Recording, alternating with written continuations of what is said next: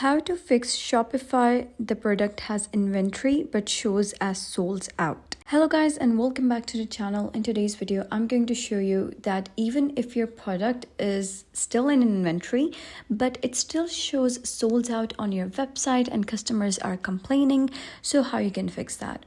So what you gotta do is, first of all, you gotta click on products and then you gotta click on inventory. Now over here you can see that there are 20 in inventory right now, but over here when any customer wishes to buy it from the website, it says out of stock. So here you can see when you click on the inventory or when you click on the specific product, you're going to scroll down, and over here you'll be able to see the location of the shops, the unavailable inventory that's not available for sale, committed inventory that's part of an unfulfilled order, available, and on hand. So you gotta click on edit locations. So simply click on it and then you can select, for example, I've selected the Paris warehouse. You can click on save and now you can see there is Paris warehouse. So you can select it from here, that how many are there and no fulfilled orders or how many are available. So you can simply click on it and you can adjust it by just modifying it from here, and click on save, that how many are available right now.